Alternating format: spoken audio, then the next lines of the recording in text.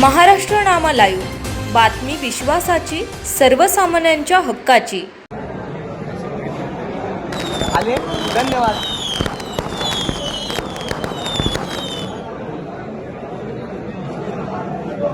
करा हात सगळ्यांनी।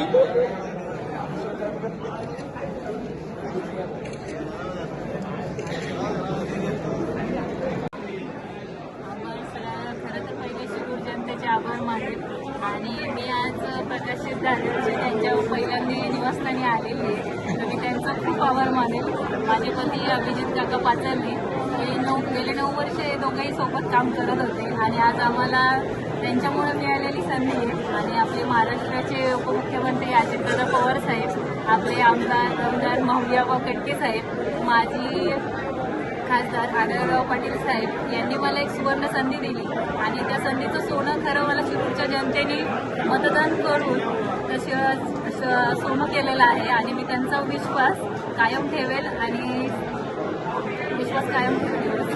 आज आपण पाहतोय की शिरूर शहराने आज जे काही पाऊल या ठिकाणी दिलेलं आहे, शिरूर शहराच्या दृष्टिकोनातून अतिशय ऐतिहासिक आणि विचारपूर्वक शिरूरच्या नागरिकांनी आजचं हे केलेलं मतदान आपण पाहतोय की त्याचं खऱ्या अर्थाने विजयात रूपांतर झालेलं आहे। आणि हे विजयात रूपांतर होत असताना शिरूर शहराचा आपण जो DPR किंवा शिरूर शहराला कशा पद्धतीने आपण त्या ठिकाणी काम करणार आहोत, निधी कशा पद्धतीने उपलब्ध करणार आहोत, आपली जी जागा आहे ती जागा शिरूर नगर परिषदेची 17 एकर असो, त्याच्यावरचे आरक्षण असो, इतर ठिकाणी पडलेले आरक्षण असतील, ज्या ठिकाणी आपली सर्वसामान्य मायबा जनतेची घरं आहेत ते आरक्षण उतरवणे असो, किंवा भविष्यातली डेव्हलपमेंट हे पुणे शिरूर होत असलेला flyover, metro, Ahilyanagar Pune high speed railway, या इनर आउटर त्या ठिकाणी जे आपले रिंग रोडची कामं चालू आहेत, MRDच्या माध्यमातून आणि काही ठिकाणी आपण रस्ते प्रस्तावित केलेले आहेत। अशा प्रकारे इथून पुढच्या काळामध्ये जी कनेक्टिव्हिटी होणार आहे पुणे ते शिरूर ही अतिशय वेगाने होणार आहे। त्याच्यामुळे येणाऱ्या काळामध्ये शिरूर शहराला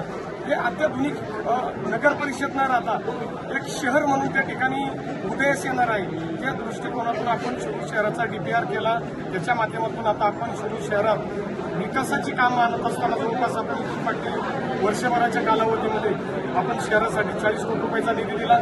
सगळे DPR तयार आहेत। येणाऱ्या काळामध्ये शिरूर शहराचे निश्चितपणे विकासाच्या माध्यमातून इथून पाठीमागच्या काळात ज्या पद्धतीने रशीद पवार असतील, शिल्पाई असतील, प्रकाश शेट असतील, स्वर्गीय लोकनेते बाबूरावजी पाचारणे साहेब असतील, या सर्वांनी एक शिरूर शहराला अतिशय चांगल्या पद्धतीने रचनात्मक सुसंस्कृत या ठिकाणी ठेवण्याचं काम केलेलं आहे। आणि या शहरात शांतता कशी राहील, सर्व समाज चांगला कसा राहील, प्रत्येक घटकाला मदत कशी होईल आणि तो घटक प्रवाद कसा येईल, याच्यासाठी खऱ्या अर्थाने इथून पुढच्या काळामध्ये शिरूर शहराला एका उंचीवर नेण्याचं काम या ठिकाणी आम्ही सर्व मंडळी सर्वांना विश्वासात घेऊन त्या ठिकाणी करणार आहोत। मतदारांना काय सांगाल शिरूरच्या मतदारांचे मी मनापासून धन्यवाद देतो, आभार व्यक्त करतो। हा विजय शिरूर शहराच्या मायबाप जनतेचा आहे आणि सर्वसामान्य कार्यकर्त्यांचा हा विजय आहे।